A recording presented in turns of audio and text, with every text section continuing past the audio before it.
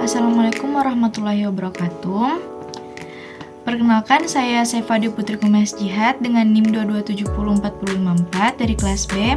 Saat ini saya akan mempresentasikan hasil analisis dari ketiga jurnal atau laporan ilmiah yang sudah saya dapat. Baik, jurnal yang pertama yaitu manajemen nyeri berbasis digital pada pasien dengan penyakit kronis.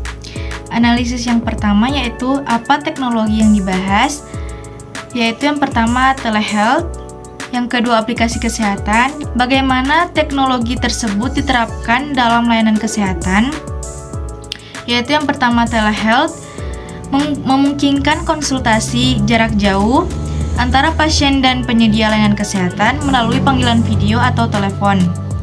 Yang kedua, aplikasi kesehatan digunakan untuk memberikan edukasi dan latihan kepada pasien. Apa manfaat atau keuntungannya bagi pasien dan tenaga kesehatan? Yaitu bagi pasien yang pertama, aksesibilitas yang lebih baik, pengelolaan nyeri yang lebih efektif, dan pengurangan stres dan kecemasan.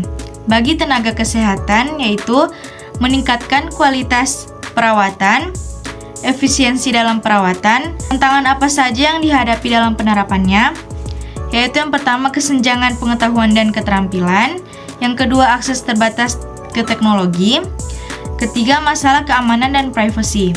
Bagaimana dampaknya terhadap kualitas pelayanan kesehatan? Yang pertama yaitu dampak positif, yaitu aksesibilitas yang lebih baik, pemantauan yang lebih efisien, dan pengurangan biaya keperawatan. Dampak negatif yaitu ketidakpuasan pasien, risiko kesalahan diagnostik, dan masalah keamanan dan privasi. Jurnal yang kedua yaitu Regulasi Layanan Kesehatan Digital di Indonesia, Tantangan Etis dan Hukum. Apa teknologi yang dibahas? Yang dibahas yaitu e-kesehatan atau e-health, telemedis, dan digitalisasi data medis. Bagaimana teknologi tersebut diterapkan dalam layanan kesehatan? E-kesehatan diterapkan melalui sistem informasi kesehatan yang memungkinkan penyedia layanan kesehatan untuk mengelola data pasien. Telemedis memungkinkan dokter untuk memberikan konsultasi kepada pasien tanpa harus bertemu secara fisik. Apa manfaat atau keuntungannya bagi pasien dan tenaga kesehatan?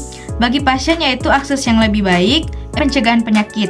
Bagi tenaga kesehatan yaitu peningkatan efisiensi kerja, peningkatan kualitas perawatan. Tantangan apa saja yang dihadapi dalam penerapannya? Yaitu yang pertama isu privasi dan perlindungan, regulasi dan kebijakan, dan keterbatasan sumber daya manusia. Bagaimana dampaknya terhadap kualitas pelayanan kesehatan? Dampak positif yaitu peningkatan akses, efisiensi, dan kecepatan pelayanan. Dampak negatif yaitu tantangan kualitas, isu etika, dan privasi. Baik, jurnal yang ketiga yaitu penggunaan strategi pemasaran digital dalam pelayanan kesehatan di saat COVID-19. Apa teknologi yang dibahas? Yaitu yang pertama media sosial, yang kedua Internet of Things. Bagaimana teknologi tersebut diterapkan dalam layanan kesehatan? Yang pertama, penggunaan media sosial. Rumah sakit menggunakan platform seperti Instagram dan Facebook untuk berbagi informasi kesehatan dan interaksi langsung depan pasien.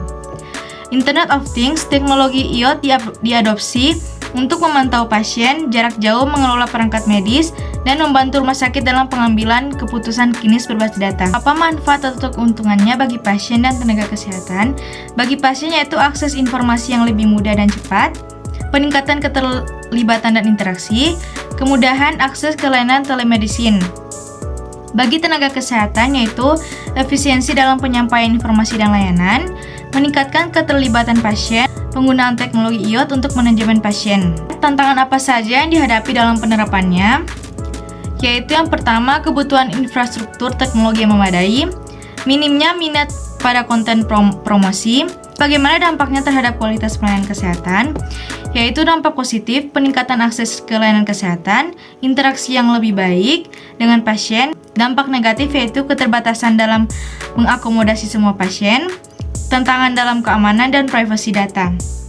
Kesimpulan dari 3 jurnal yang sudah saya analisis yaitu, secara keseluruhan, teknologi digital memiliki potensi untuk mengevolusi sistem kesehatan dengan meningkatkan akses, efisiensi, dan kualitas pelayanan. Namun untuk mencapai potensi ini, perlu ada perhatian yang serius terhadap tantangan yang muncul, termasuk isu etika, privasi, dan kebutuhan untuk adaptasi terhadap konteks lokal. Terima kasih.